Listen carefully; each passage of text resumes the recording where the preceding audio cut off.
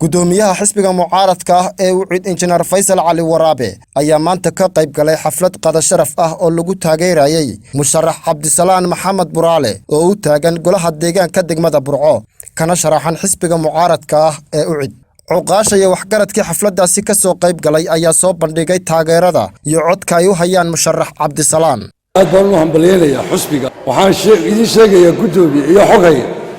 haddii hore xisbiga halka uu gaabnaan jiray maanta insha Allah bismillaahi kariim gobolka togdheer wada gelina arki doon xildhibaanka cusub waxaan idin sheegaynaa inay yihiin xildhibaanada aan soo xulay haddii alla ka dhigo aan aad iyo aad ugu hanka weyn Salaan Maxamed Buraale musharaxa golaha deegaanka gobolka togdheer oo u sharaxan golaha deegaanka gobolka togdheer oo ayaa xafladan aan aad iyo aad ugu soo dhaweynaa waxaan ugu ducaynaynaa in Ilaahay ku guuleeyo xilka uu doonayo. waxaan nahay odayaashii reerka gudbinaya musharaxa Cabdisalaan Maxamed Buraale aad iyo aad baan u soo dhaweynaynaa u taaganahay inaanu soo saarno musharaxa Cabdisalaan Maxamed Buraale murashaxa Cabdisalaan Maxamed Buraale oo dadka u baahan imika mustaqbalka inay ay wadanka wax u qabtaan insha Allah taala waxaan rajaynaynaa in wax qabta oo karti leh hadduu soo baxo insha Allah taala bidnillaahi kariim guul baan u rajaynaynaa musharaxa iyo xisbiga labadaba waana nin aad loogu kalsoon yahay waxaanu ku rajo weynahay inaanu safka horeba banaanka soo dhigno. musharax Cabdisalaan Maxamed Buraale Xaaji Ibraahin ayaa dhankiisa sheegay wuxuu u qaban doono bulshada Burco ee uu sharaxan yahay haddii uu ku guuleysto doorashada golaha deegaanka sidoo kalena ugu baaqay bulshada gobolka Togdheer inay isdiiwaan geliyaan. ayaan waxaan go'aansaday inaan u ordo golaha deegaanka Burco si aan uga bedelo dayaca ka jira degmada Burco insha Allah taala haddii aan ku soo baxo doorashada waxaan idin ballan qaadayaa inaan wax ka qabto degmada Burco sida mataqaanaaye baahiyaha guud sida drainage systemka xagga qashin ururinta ma laha drainage system ma laha surface system ma laha oo surface cidna kama saarto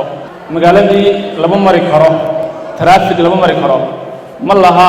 munishibiya magaalada ka shaqeysa oo gawaadhidii kala hagta oo kala hagaajisa ma laha magaalada Burco waa magaalo qadiimiya waa magaalo taariikhiya laakiin uusan u ognahay magaalooyinka kale Soomaaliland way ka hadhay sabab badan oo jira awgood insha Allah waxaan isku dayi doonaa inaan ka saarno mataqaanaa goobaha ku dhacay magaalada diiwaangelinta waxa bilaamaysaa berrito insha Allah waxaan rabaa in mataqaanaa dhammaan bulshooyinka reer Togdheer ay ka faa'iideystaan afarta cisho ee Janiska la siiyay haddii alla ka dhigo ay ka faa'iideystaan oo isdiiwaan geliyaan. dhanka kalena gudoomiyaha xisbiga mucaaradka ah ee Ucid Engineer Faysal Cali Waraabe iyo qaar ka mid ah xogayaasha heer qaran ee xisbigaasi ayaa taageero mugya miisaan leh u muujiyay musharax Cabdisalaan Maxamed Buraale oo u taagan doorashada golaha deegaanka degmada Burco. ugu yimina musharaxan Abubakar Axmed ninka waa la garanayaa awowgiina taariikh siyaasi ah uu Burco ku lahaa anoo ninkan maayar baan u wadanaa inuu waxtar isku soo kordhiyo Burco u wadanaa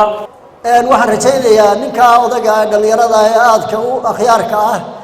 ee aanu keennay idinkuna aad soo xusheen in deena lala dhiso in garabkiisa la taagnaado. Cabdisalaan Maxamed Buraale horta waa ka aqbalay markaan xisbigu ahaayo waa madax xisbigu ka mid ahaayo waxaan noo joogay wadanka Mareykanka Colombia noo joogay ahaayo haddaa ugu dartay idinkuna musharax ka dhigtaan waa ka aqbalay taasna waa tarunnimo dadka ku kala doorta shakhsiyadooda iimaankooda diintooda waa amaana waxa loo dhiibaya ilaahay ka dhiga qaar amaanada ilaahay subhanahu wa ta'ala waxaan jecelahay Cabdisalaan inuu yahay qof qaban kara xilka meeyarnimada.